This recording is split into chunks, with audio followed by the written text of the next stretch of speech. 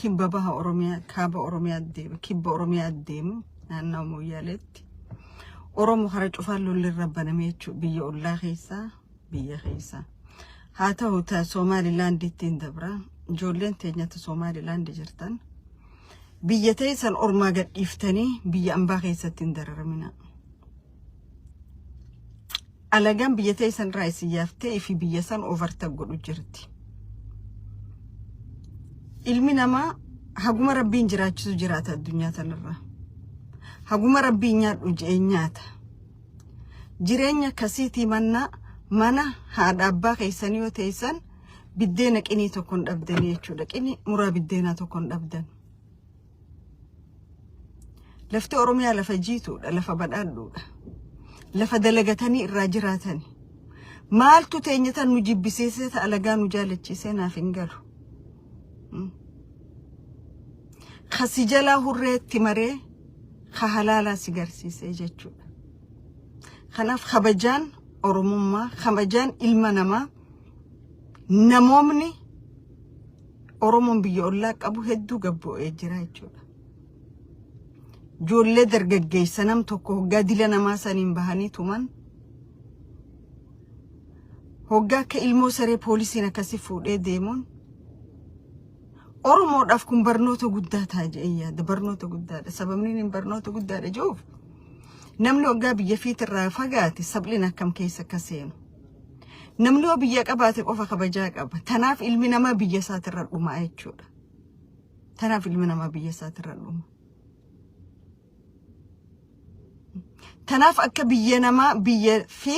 weerartoonni dhufanii hin weerarre wanni ummanni lubbuu dabarsee kannuuf akka dhaloonni isaa nagaan jiraatuuf ilmaan isaa jireenya nagaa akka jiraatan ilmaan isaa bakka qotanii irraa facaafatan bakka jiraatan waan barbaadaniif jechuudha tanaaf namni biyya isaatiif lubbuu kanna garuu haalamma jirutti biyya teenya alagaa dhaalchifnee nuti biyya keessaa yaa'aa jirra jechuudha gaafa nuti biyya teenya dhiifnee biyya ollaa Somaliland dheenee dargaggeessa keenya akkasitti tumamu ijoollee xixiqqoo nama 15 nama 16 namni tokko akkasitti tumamu warri Jabuuti immoo dargaggeessummaan akkasii 10,000 makiinaa 50 makiinaa dhibba guute dirree dhawaa keessatti hoggaa bashannanee biitutuun teenyettu agarraa jechuudha sootee namaa darbitee dabarsitee tanamaa biraa maal gootaadha gabaabuma akkaniin jechuu barbaadu kakaraa kaanii dhiichisni madhiyootan dirree dhawaa keessatti deemu dirreen dhawaa teenya maal ka jedhan abjuun kitaaba irra jiraatti xaaliyaa irra barreeffadha namni biyya fi dabarsee namaa kan nun jiru jechuu barbaada garuu gammachuun arra gammaddantuun booda boocha isinitti taatii jeen himuu fi barbaada warra alaabaa biyya ollaa fideechi keessa dhiichisu kanaan warra keessa deemee viidiyoo waraabee handura abboottii teenyaa jiru kanaan gammachuun tun boru gadda keessaa bahuu hin dandeenye keessa isin galchiti maaliif walume eeyna malee sodaataan fedhe lugni fedhe doofaan fedhe biyya isaa ka fuudhee namaa dabarsee kan nun jiru jechuudha it's matter of time kanaaf Oromoon keessaa alaa jabaachuu qaba kara kaanii Wallagga bahaatti onni faannoon goote waan namooma akkamitti ummata kana hojii jiraatanii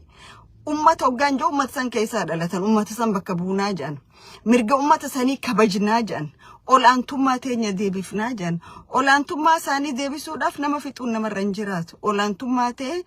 diina wajji kallattii dirree seenteen sanii wajji wallolteeti olaantummaa sayyoo qabaatte deebifte jechuudha olaantummaan kana booda warri nafxanyaa ji warri faannoo ji biyya san keessa qabaatanii jiru olaantummaan isaanii cabe olaantummaa isaanii cabe addunyaa arra keessa jiru tokko kana keessatti tokko olaanaa ta'e tokko gaxaanaa ta'uu hin danda'u jechuudha ummata ammallee jaarraa 16 yaadu jechuudha Oromoon san bira dabree jira Oromoon dhugaa rabbii Oromoon so brilliant sammuun Oromoo hangam takka sammuu qarootaati ummata yeroo hojii deemuu danda'u ummata if cinaa lamee ilaaluu danda'u ummata akkami ollaa wajji bulla akkami sabaa sablammoota wajji bulla jee ummata ganamaa galgala yaaduu danda'u jechuudha garuu ummanni faannoo jaan kun shiftaan kun waan abbootiin isaanii dur kitaaba babaree keessatti himan malee kabiraan dhagayanii jechuudha خناف الرقد دي بأني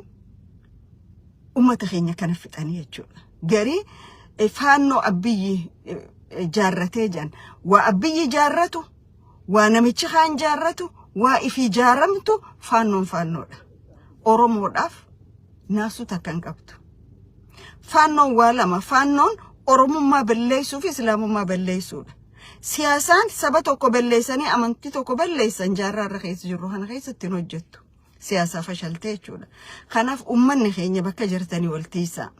أمني خينيا نانا وبهولقا خانت رورون أكنا يدود الديبتي أكا سبا درقوتان كامني سبا قوتان كامني سبا نما وإراشوش جون كامني توكتي أمني خينيا كان جلمان رماية جولا درقاقيس أرومو توكو ساخو متاسا خيس بلوك أبا خرخاني أودو أبليسخي بهر إيغو إهر إيغو كابر إيغو كبر إيغو إيغا مخون وريه جو فتاني سرباتو ما أوليك أبتاني داتشي إيتا أولتنكون إيغو أرمم ما ولينينك أمنو مو أرمم مان جمدو مك أفافي وفتا أدا وفتانيتو مداتشي إيتوك أفافي واني شفتي يرودك أبنسيني واني شفتي بكك أبنسيني time and place يرو في بكنك أبو أكميتو أودو أبليين كي دانجا شوفر جيران إيغان أكمي جمدي داتشي إيتي موتو ما أمتانا في تجرو بفأداتين أكوا I don't even know غاغاري كتو دبتانونا مركزة بيتو جرخيني أما أورمو غراتي في أورمو هكاتي تو المخيا دي مجرى خانا أدى جنجلتو درنبي مخانا أدى باسو درنبي ميتشو تناف أورمون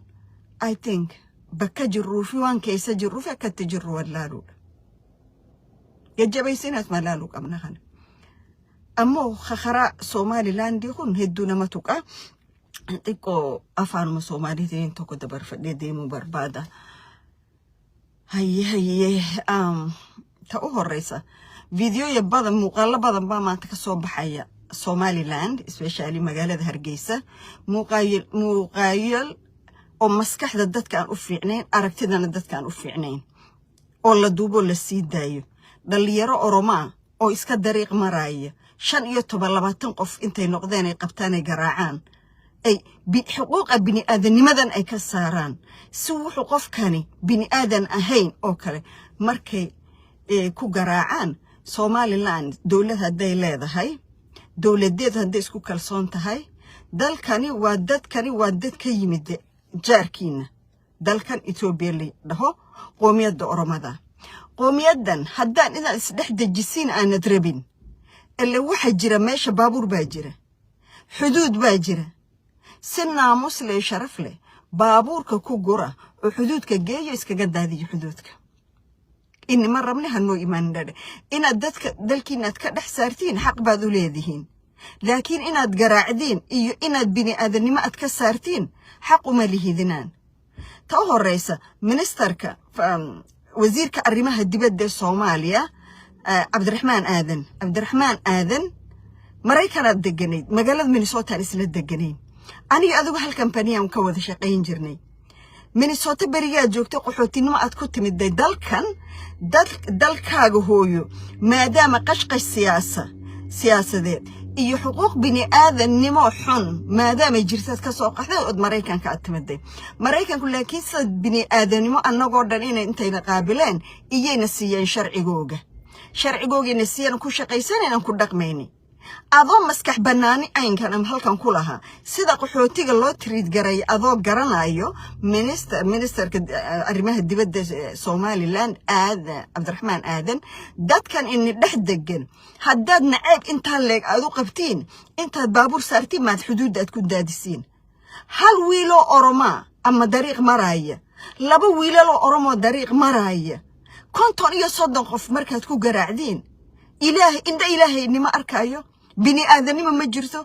حقوق الإنسان وحلا لها جرا حق بني آدم حق بني آدم هل كو إني جت تجي عبد الرحمن قربها تكون وليد واتقانس قربه وشقي مالك استاذ جوكت بني آدم وبني آدم بني آدم مريكان جوج أفريقيا جوج إيشيا جوج بني آدم وبني آدم maxaa bini aadanimadii inaga qaaday oo dadka sida ma aragtay xawayaano camal loogu garaacayo haddaad minister aad tihiin iyo haddaad bulshaha aad tihiin sidaad u ogolaatiin dadka naca iska saara nooga dareer dalkayga inima rabnee nooga baxadheha laakiin dad isaaqa oo badan in Itoobiya ku dhex nool yihiin ha iloobina waayo waxyaalo aynkan xumaan kale soo jiidayaan oroma badiya gacanta kuma degdegto afkana kuma degdegto aflagaadana male oromadu gacanna kugulama degdegaan oroma bini aadan daayo waraaba buuraha degan dad la noolaan kara waaye xuquuqda bini aadan aad baan u ilaalinaa waayo annagana ilaahay baan abuuray iyagana ilaahay baa abuuraan dhahna bini aadanadana dhex degan laakiin xumaantan oo kale hadday timaado dhiig fadhiya dhiig daadan ayaa kiciya dadka isla nool ee isdhex degan ha isku wadina dadka in dhex degan tartiibtooda borderka ku shuba oo naga hoyda dhaha way inaga baxayaan ma fiish mushkila okay teeda labaad wiilka ee qabuurta awoogeennayada tagay biyo xirka ee soo duubay Somaliland Oromaale wareegaysa fake news kan halkaad ka keenteen kollayba fake news kan ka sii daadiye oo ka shaqeeye hagaajiye Karamara Media iyo Galbeed Media waay Galbeed Media Karamara Media dabkan aad maanta aad wadiin idinka ku guban doona hal shay waa inaad ogaatiin ya mooyaalaad qaadanaysiinna ma jirto gobolka jaarsood qaadanaysiinna ma jirto hawaashaad helaysiinna ma jirto idinku intaad dadka isku kicisiin aad dhiig daadisiin iyaad rabtiin inaad siyaasad ka dhex saaratiin soo maaha ma jirta taasi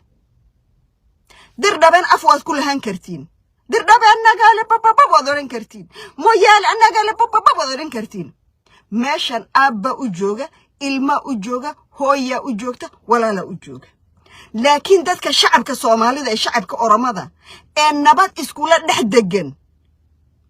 ee xoolo wada dhaqda biyo wada cabba dhiiga ku dhex daadinina fayda siyaasadeed daraadeed dadka isku dhameynina